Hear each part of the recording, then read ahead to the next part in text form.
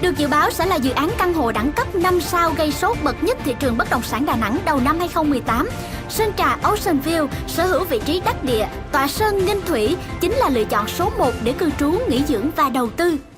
Nằm trên trục giao thông huyết mạch Ngô Quyền, kết nối bán đảo Sơn Trà với trung tâm thành phố, Sơn Trà Ocean View sở hữu đến tận 4 mặt tiền thông thoáng: đường Ngô Quyền, đường Đinh Công Trứ, đường Phan Bá Vành và đường Nam Thọ 6.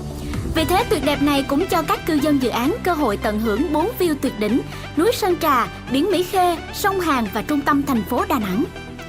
Nhìn từ trên cao, Sơn Trà Ocean View như một viên ngọc lấp lánh giữa màu xanh biếc của rừng và xanh lam của biển, một tuyệt tác nhân tạo hòa quyện cùng thiên nhiên.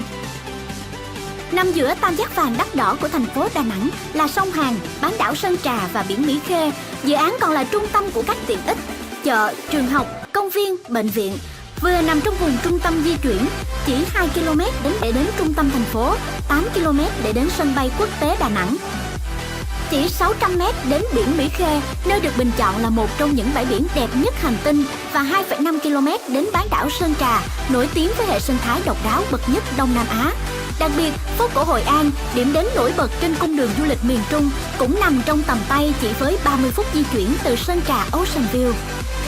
Tận dụng tối đa lợi thế về địa hình và thổ nhưỡng của bán đảo Sơn Trà là gió và ánh sáng, Sơn Trà Ocean View mang đến cho cư dân một không gian sống thoáng đãng cùng nguồn ánh sáng tự nhiên ấm áp cho từng căn hộ.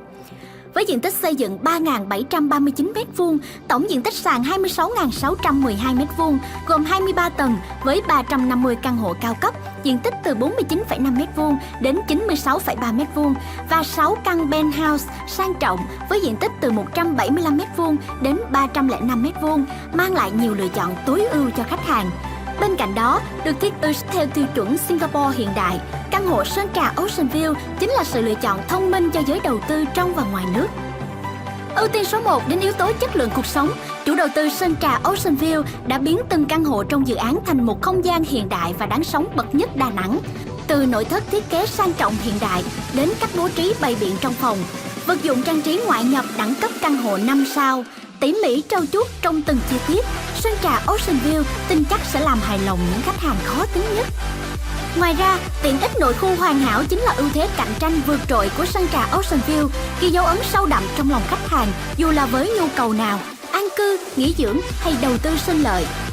Là dự án căn hộ đầu tiên tại thành phố Đà Nẵng mang tất cả các tiện ích Sky Bar, vườn treo, hồ bơi vô cực, phòng tập gym cao cấp, spa lên trên sân thượng. Cư dân của Sơn Trà Ocean View hoàn toàn có thể nghỉ dưỡng và tận hưởng cuộc sống ngay trong chính tòa nhà của mình. Tầng 1 tích hợp đầy đủ các tiện ích, siêu thị, shop house, quán cà phê, bãi đậu xe cũng là một điểm cộng độc đáo.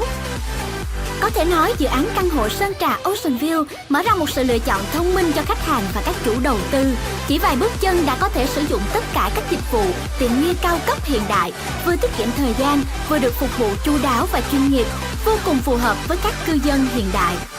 Hơn cả một căn hộ, Sơn Trà Ocean View cho cư dân không gian sống thoải mái, lý tưởng và thời gian quây quần đầm ấm bên gia đình. Đang được đẩy mạnh tiến độ để hoàn thành vào quý 1 năm 2019, Sơn Trà Ocean View là một trong những dự án ít ỏi nhận được ưu ái của chủ đầu tư. Mở bán khi đã được hoàn thiện phần thô, chiết khấu khủng và mức hỗ trợ lớn từ ngân hàng.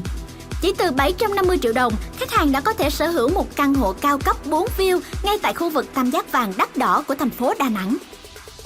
Với những ưu thế vượt trội trong phân khúc căn hộ nghỉ dưỡng cao cấp ven biển tại Đà Nẵng, Sơn Trà Ocean View chính là sự lựa chọn thông minh và hiệu quả cho các nhà đầu tư năm 2018.